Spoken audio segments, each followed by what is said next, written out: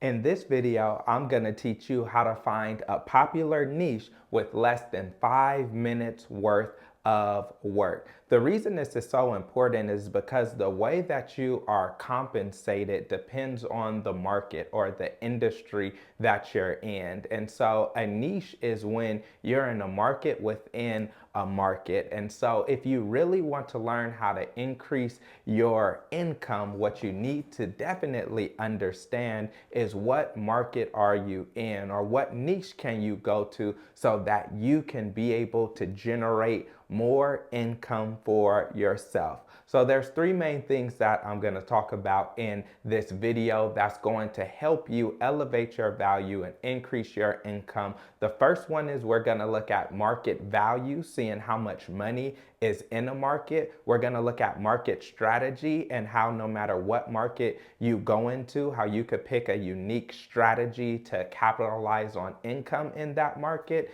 And then we're going to look at market role, which how do you position yourself within that market to make the most money. So it doesn't matter if you have a job, a career, if you're an entrepreneur, or if you're a business owner, if you're a creative, whatever you do, understanding your market is essential for you to be able to increase your income. So let's dive in and let's get started by looking at market value. When I think about market value, the first thing that comes to my mind is how much capital is in that market. For example, if someone says, oh, I'm really passionate about serving this population that have absolutely $0 to pay for my services, and there are no government agencies or grants that's funding what I'm passionate about doing, then that means that there is zero capital in that market. There's no money in that market.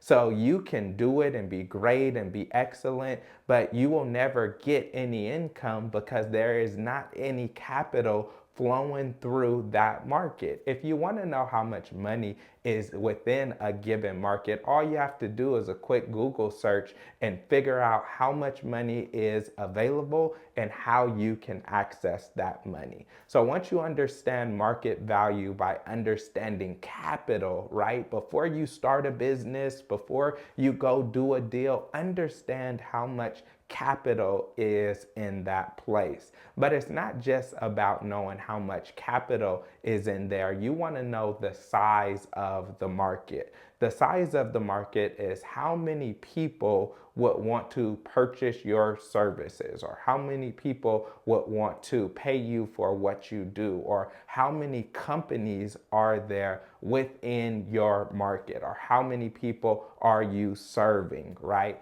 You want to know the size of the market relative to the capital of the market, and then that can let you know how many companies or how much companies spend on average in that market, or how much people spend in that market. And so that'll let you know should you create an expensive option or an inexpensive option, or what you should do next. Then you need to look at demand in a given market. What is it that you're providing, and how much is it that people need your services? And so if you're an employee or you have a career, you have to ask yourself, how essential is it what I'm doing?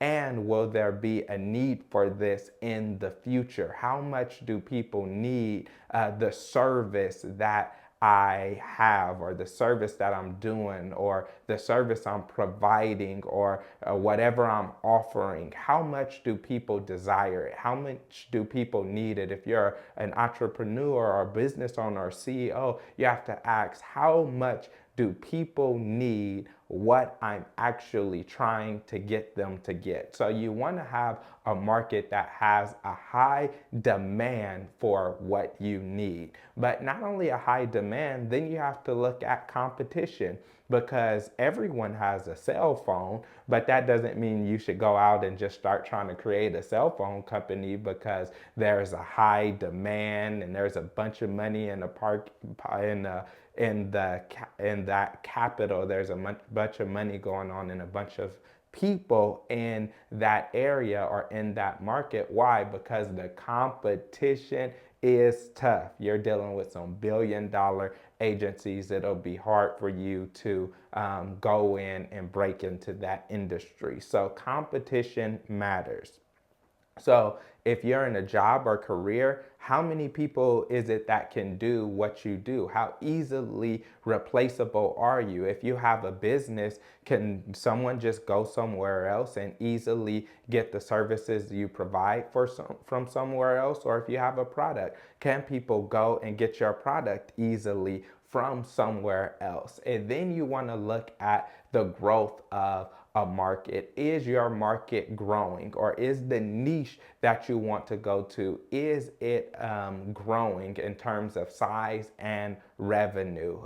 It talks about how a rising tide lifts all boats. In the same way, a rising market lifts everyone who is within that market. And the same is true for the opposite as well. If your market is dwindling in size and income, then it's going to be harder for you to get opportunities to increase your income in that given market. Next, we get to the space that I like, which is your market strategy. There are three primary market strategies that you can have. The first one is being compensated based off of the market rates. That means if you have a job, if you have a business, if you have a service, if you have a product, then you look at different people that do your job and what they get compensated by on average, and then you can go and either get paid what the average is, or you have less experience or don't do good as most people and you get paid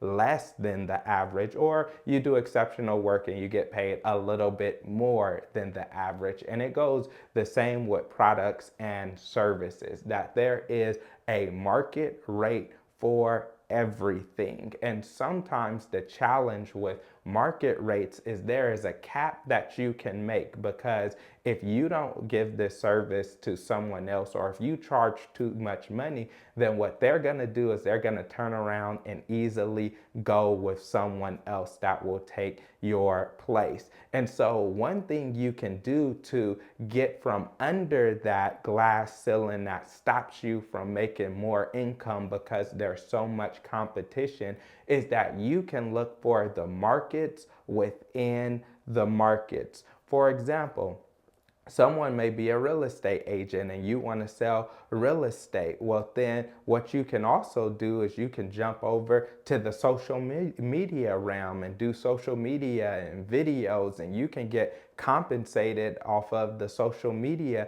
that you do. And then that'll help you bring additional revenue, additional clients to the real estate agency that you have. Or you could become a public speaker that's speaking at different events and have different services that you provide for people, even outside of selling homes, that builds your brand, that make people want to buy more from you. You could write a book on real estate, and when you write the book, you get compensated from the book sales. And not only do you get compensated from the book sales, that puts your name out there and people are more likely to buy from you. And so there are many things that you can do to create markets within markets, or there are many things that you can do to see where other markets are within your markets, which are considered niches. But it doesn't just stop there, because you could niche down even further and you can create a totally new market. This is a game changer. This is when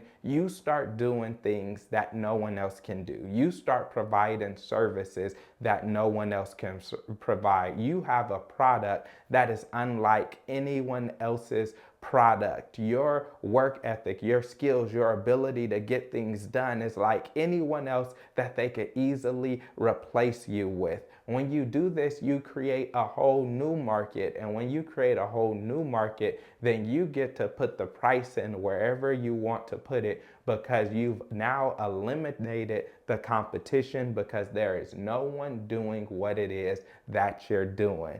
Now let's look at your market role, meaning how do you position yourself within the market that you're in. The first way that you can position yourself is as a generalist. A generalist means that you have the general degree, the general skills, the general knowledge of everyone else in that field. When I think about it, I think about a school teacher that may have a bachelor's degree or a master's degree and a teaching credential, and they go out and they teach. Well, you're a generalist. You have the general knowledge as a lot of people in that field. But then I think about those teachers who are specialists. Those are more your professors that teach in the colleges, and now they have a more specialized knowledge where they have trained themselves to be able to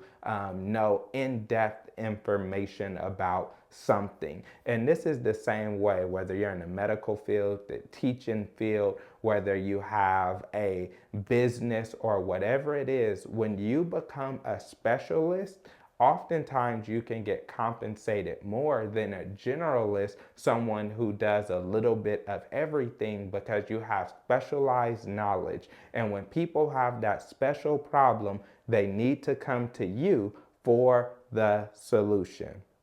And then we have the expert. The expert is a level above the specialist. The expert is who the specialists go to. You make yourself a one of one. The way you become an expert is by creating content, whether it be books or podcasts or YouTube videos or blogs, whatever it is, you position yourself in that field as the expert. You're the one that people will call for public speaking. You're the one that will people will look at in that industry as the go-to person. And so if you want to increase your income, one of the best things to do is create a niche where you can become the expert, where you're going to be well studied, where you're going to learn more about this narrow particular thing than anyone else. And once you become an expert in your field, you become indispensable, you become irreplaceable, and you are able to demand more income for yourself. So that's how you create a profitable niche for yourself in under 5 minutes. You understand your market value, your market strategy, and you carve out your market role so that you can elevate your value and increase your income. If you enjoyed this video, then watch my next video, which is going to go deeper into market value.